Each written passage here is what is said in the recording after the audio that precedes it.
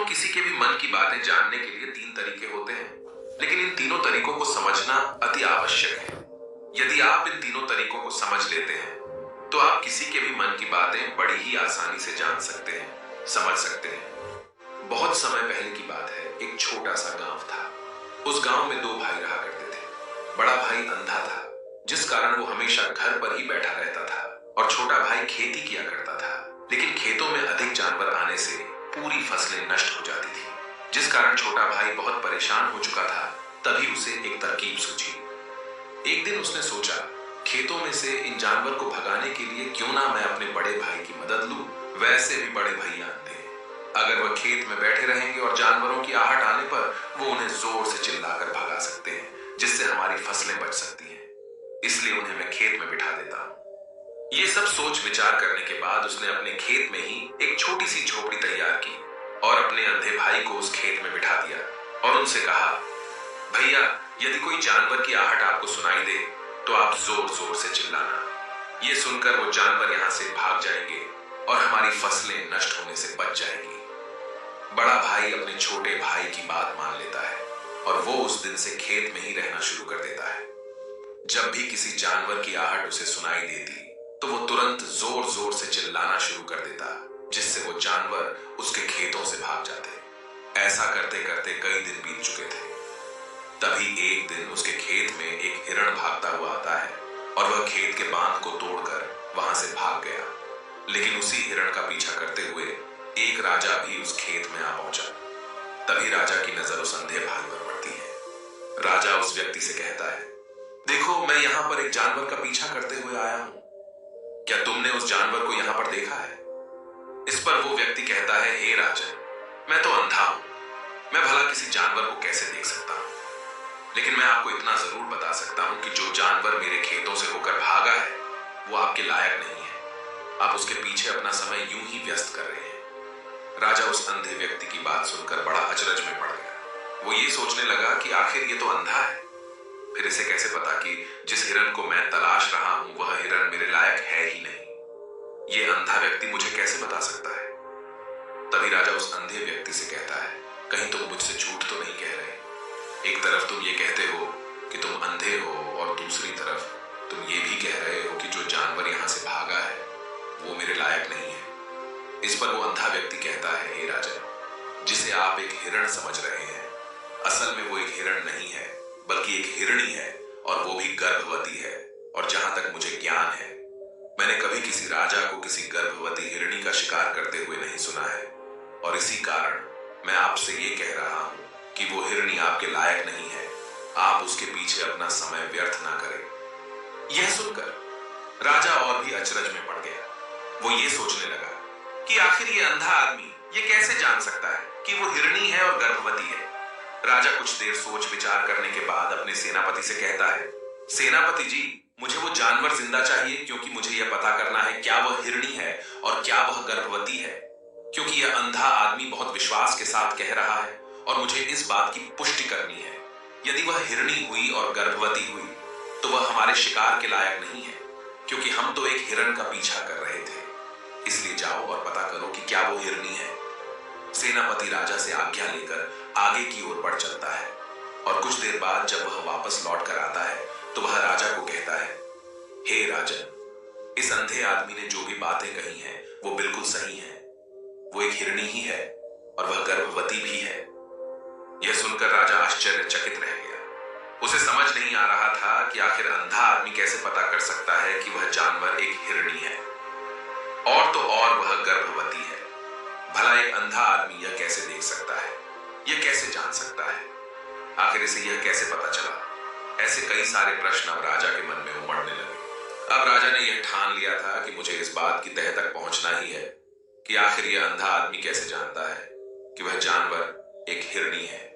ये सोचकर राजा उस अंधे आदमी के पास जाता है और उस अंधे आदमी से कहता है, देखो, मैं ये तो नहीं जानता कि तुम सचमुच अंधे हो या नहीं, लेकिन मैं तुमसे एक बात जानने आया हूं। क्या तुम मेरे प्रश्न का सही सही जवाब दोगे? इस पर अंधा व्यक्ति कहता है, हे राजन, आप जो कुछ पूछना चाहते हैं मुझसे पूछ सकते हैं। मैं आपको बिल्कुल सच सच जवाब दूंगा। इस पर राजा कहता है, देखो, एक तो तुम कहते हो कि तुम अंधे हो और दूसरी तरफ तुमने यह बता दिया कि जानवर का पीछा मैं कर रहा हूं वह एक हिरणी है, और तो और वह गर्भवती भी है। आखिर तुम्हें यह कैसे पता चला? तुम्हारे खेत में और भी तो जानवर आते होंगे, और भी तो जानवर यहां से गुजरते होंगे, फिर तुमने यह कैसे अंदाजा लगाया? तभी वह अंधा व्यक्ति राजा से कहता है, हे राजन, आप जिस हिरणी का पीछा कर रहे थे वही हिरणी जब मेरे खेत में आई, उसकी रफ्तार और उसके भागने की आहट से मुझे यह एहसास हो चुका था कि यह एक हिरणी है, और मेरे खेत की जो बांध है वह बहुत छोटी है, उसकी ऊंचाई ज्यादा नहीं है। यदि कोई हिरण होता तो उस बांध को बड़ी आसानी से लांघ जाता, लेकिन वह हिरणी इस बांध को तोड़कर भागी है, और यदि वह इस बांध को छलांग लगाकर पार करने का प्रयास करती तो इससे उसके बच्चे को खतरा होता, और इसी बात से मैंने यह पता लगा लिया कि वह गर्भवती है। इस कारण वह ज्यादा ऊंची छलांग न लगाकर मेरे खेत की बांध को तोड़ते हुए भाग गई। इस पर राजा के मन में एक और प्रश्न उठा। राजा ने कहा, किंतु तुम्हें कैसे पता चला कि वो एक हिरणी ही है, और भी तो कोई जानवर यहां पर आ सकते हैं? इस पर वो अंधा व्यक्ति कहता है, हे राजन, मैं पूरा दिन सुबह शाम यहीं पर बैठा रहता हूं, और मेरी सुनने की शक्ति बहुत तेज है। मैं ये बाफ जाता हूं कि कौन सा जानवर मेरे खेत में आया है, और उसी के आधार पर मैं जोर जोर से चिल्लाता हूं ताकि वो मेरे खेत से भाग जाए और मेरे खेत की फसलों को नष्ट न कर पाए। राजा उस अंधे आदमी का ये जवाब सुनकर पूरी तरह से संतुष्ट हो चुका था। वो मन ही मन ये सोच रहा था कि आदमी भले ही अंधा हो, लेकिन ये तो बड़ा ज्ञानी मालूम पड़ता है। इस आदमी से कुछ ना कुछ तो काम निकलवाना ही चाहिए। ये विचार लिए हुए राजा वहां से वापस अपने महल की ओर लौट जाता है। राजमहल पहुंचते ही राजा उस अंधे व्यक्ति से कहता है, आप तो बड़े ज्ञानी व्यक्ति हैं, आपको किसी भी बात का पता बड़ी आसानी से चल जाता है। आज मैंने आपको यहाँ पर इसलिए बुलाया है क्योंकि मैं आपसे ये जानना चाहता हूँ कि मेरी पत्नी पतिव्रता है या नहीं। इस पर वो अंधा व्यक्ति कहता है, हे राजन, ये कैसा प्रश्न हुआ? इस पर राजा कहता है, मैंने आपसे बिल्कुल उचित प्रश्न किया है, मुझे इस प्रश्न का उत्तर दीजिए। इस पर वो अंधा व्यक्ति कहता है, हे राजन, ये सारी बातें जाने दीजिए। आपकी शादी को इतने साल बीत चुके हैं, और अब आप ये बात क्यों जानना चाहते हैं?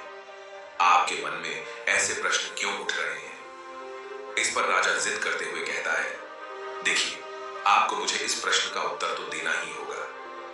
यदि आप मुझे इस प्रश्न का उत्तर नहीं देंगे तो मैं आपको मृत्युदंड दे दूंगा। राजा के मुख से यह बात सुनकर वो अंधा व्यक्ति कहता है, हे राजन, यदि आप इस प्रश्न का उत्तर चाहते हैं तो उसके लिए आपको मेरा एक काम करना होगा। राजा कहता है, बोलो, मुझे क्या काम करना होगा?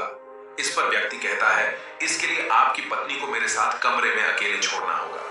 उस अंधे व्यक्ति की यह बात सुनकर राजा पहले तो क्रोधित हो जाता है, लेकिन फिर कुछ सोच विचार करने के बाद वह उस व्यक्ति की बात मान लेता है और अपने सेनापति को आदेश देता है, सेनापति जी, इस व्यक्ति को और मेरी पत्नी को एक कमरे में कुछ देर के लिए अकेला छोड़ दे। सेनापति बिल्कुल वैसा ही करता है। अब राजा की पत्नी और अंधा आदमी एक कमरे में बंद हो चुके होते हैं। तभी वो अंधा आदमी राजा की पत्नी से कहता है, मुझे आपको छूना है। इस बात पर रानी अत्यधिक क्रोधित हो जाती है और उस अंधे आदमी को वो पकड़ पकड़ कर पीटने लगती है, कभी हाथों से तो कभी लातों से तो कभी पटक पटक कर। इस तरह से उन्होंने उस अंधे आदमी की खूब पिटाई की। उसके बाद किसी तरह से वह अंधा आदमी अपनी जान बचाकर वहां से भाग निकलता है और वह राजा के पास पहुंचता है और वह राजा से कहता है, हे राजन, आपकी पत्नी पतिव्रता नहीं है। ये बात सुनकर राजा अत्यधिक क्रोधित हो उठता है और राजा अपनी तलवार निकालकर सीधा अपनी पत्नी की ओर जाता है और क्रोधित होकर वह अपनी रानी से कहता है, रानी जी, आज मैं जो भी सवाल आपसे करने वाला हूं उसका मुझे सच सच जवाब दीजिएगा, और यदि आपने एक शब्द भी झूठ कहा तो मैं आपका अभी के अभी सर धड़ से अलग कर दूंगा। तभी आगे वह राजा कहता है, मुझे बताइए, क्या आप पतिव्रता हैं या नहीं? इस पर रानी कहती है, हे राजन, आप भले ही मुझे जान से मरवा दीजिए, लेकिन मैं पतिव्रता नहीं हूं। राजा यह बात सुनकर बहुत खुश हुआ, क्योंकि उस अंधे आदमी ने जो भी कहा था वह बिल्कुल सच था। यह बात सुनकर तुरंत ही राजा उस आदमी के पास पहुंचता है और आकर उस अंधे आदमी से कहता है, तुम्हें कैसे पता चला कि मेरी पत्नी पतिव्रता नहीं है? इस पर वह अंधा आदमी कहता है, हे राजन, बड़ी सीधी सी बात है। मैंने तो आपकी पत्नी से बस इतना ही कहा था कि मुझे आपको छूना है, और इस बात पर वह इतना क्रोधित हो उठी कि उन्होंने गुस्से में आकर मुझे लात घूंसों से पीटना शुरू कर दिया। और भला कोई औरत किसी और मर्द को कैसे छू सकती है?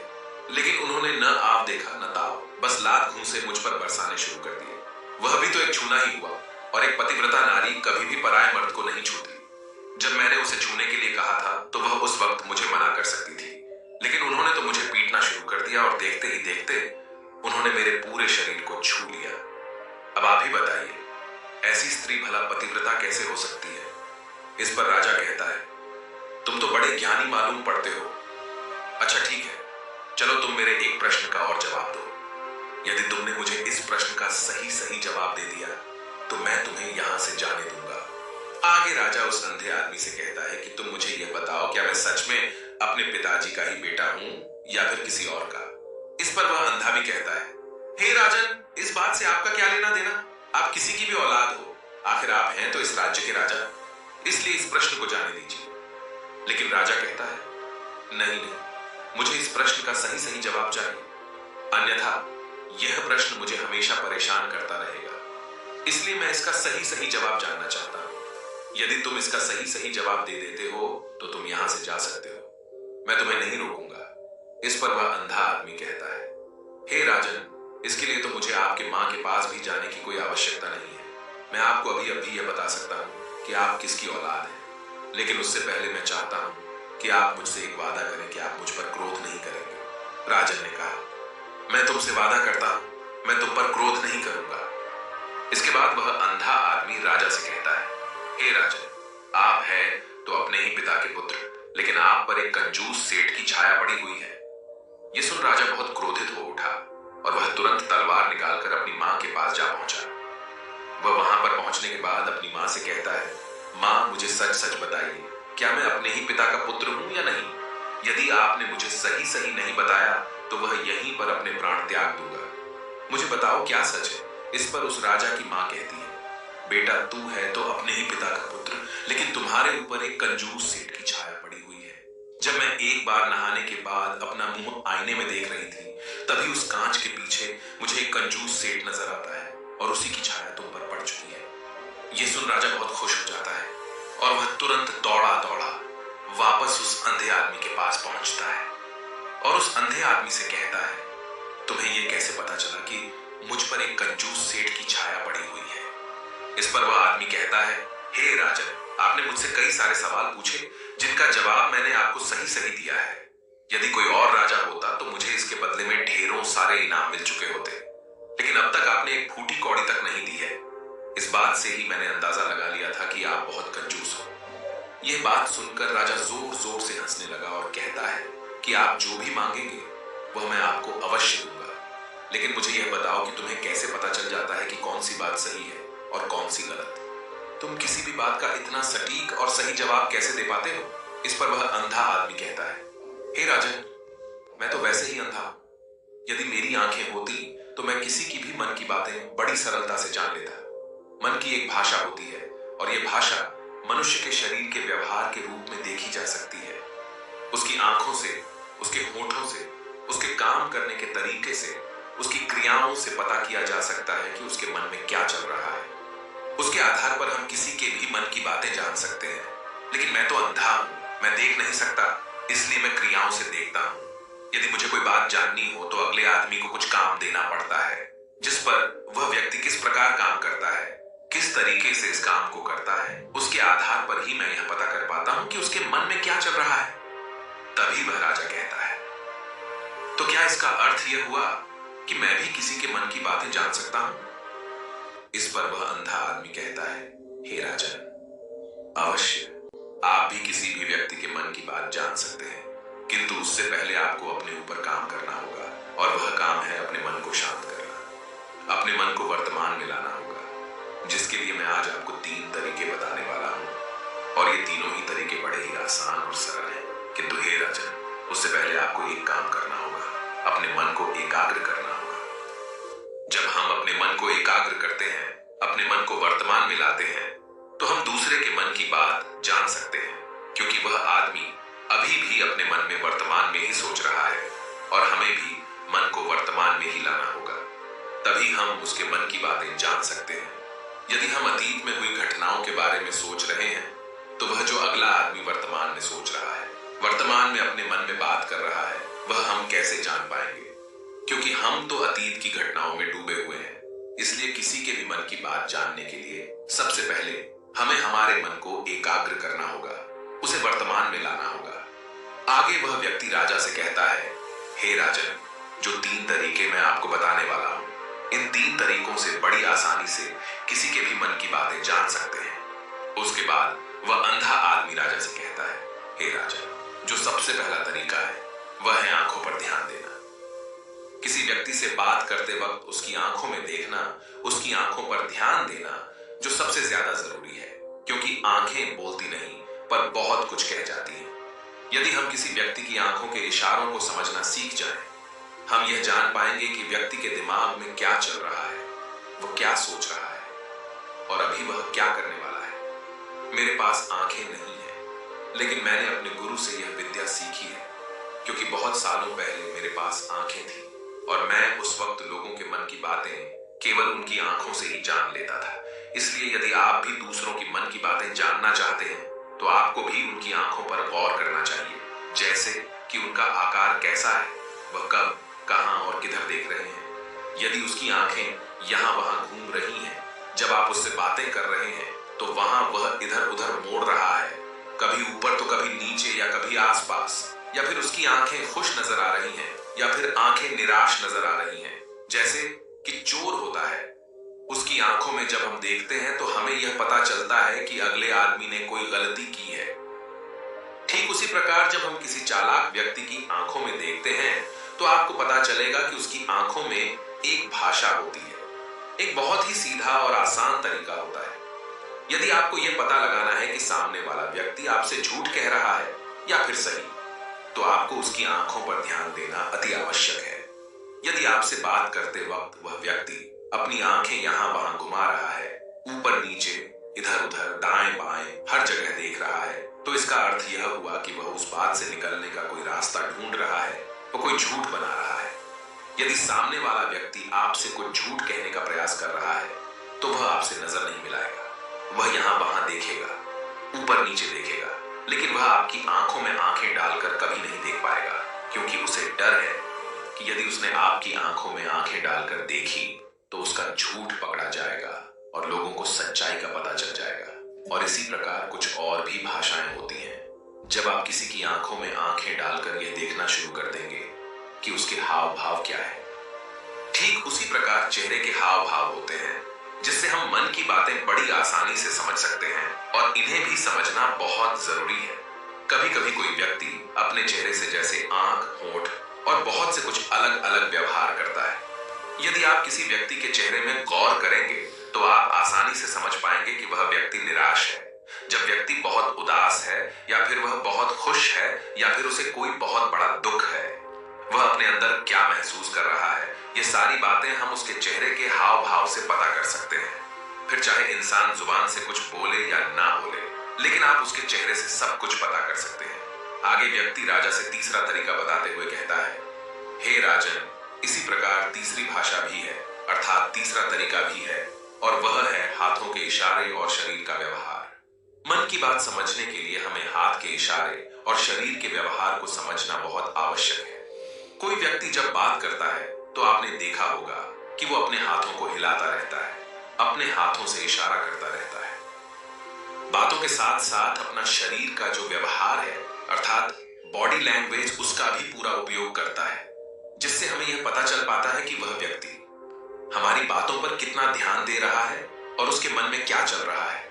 शरीर के व्यवहार को देखने के लिए उसके हाथ मटकाने, शरीर मटकाने और चेहरे पर बार बार हाथ लाने, हाथों का एक दूसरे से मसलना, ऐसी बहुत सी क्रियाएं होती हैं, उस पर हमें ध्यान देना अति आवश्यक है। मन की बात को समझने के लिए हमें शरीर के व्यवहार को भी समझना पड़ता है। यदि हम इन 3 तरीकों को सही तरीके से ध्यान देकर इन 3 तरीकों को अच्छे से समझ लेते हैं तो हम बहुत जल्दी किसी भी व्यक्ति के मन की बातें बड़ी सरलता और सहजता से जान सकते हैं। इसलिए यदि आपको किसी के मन की बातें जानी है तो आपको उसकी आंखों पर, उसके चेहरे पर, उसके शरीर के हाव भाव को और उसके हाथों को ध्यानपूर्वक देखना और समझना होगा, जिससे आप यह समझ पाएंगे कि आखिरकार उसके मन में क्या चल रहा है और वह क्या सोच रहा है। लेकिन उनसे पहले आपको अपने मन को एकाग्र करना होगा, शांत करना होगा, और अपने मन को वर्तमान में लाना होगा। तभी आप उस व्यक्ति की इन सभी क्रियाओं पर ध्यान दे पाएंगे, उन्हें समझ पाएंगे। अन्यथा आप यदि अतीत की घटनाओं में व्यस्त हैं, भविष्य की योजनाओं में व्यस्त हैं, तो आप उस व्यक्ति के हाव भाव पर कभी ध्यान ही नहीं पाएंगे और न ही आप कभी यह समझ पाएंगे कि आखिर उस व्यक्ति के मन में क्या चल रहा है, वह क्या सोच रहा है। आपने देखा होगा कि ऐसे कई बड़े संत महान की योजनाओं में व्यस्त हैं, तो आप उस व्यक्ति के हाव भाव पर कभी ध्यान ही नहीं पाएंगे और न ही आप कभी यह समझ पाएंगे कि आखिर उस व्यक्ति के मन में क्या चल रहा है, वह क्या सोच रहा है।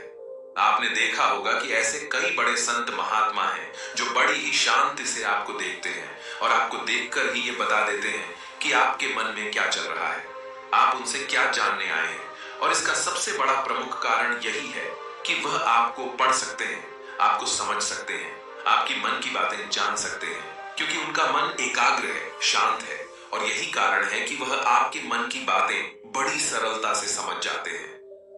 तो दोस्तों, अगर वीडियो पसंद आई हो तो लाइक और सब्सक्राइब करना नहीं भूलना। धन्यवाद। नमो बुद्धाय।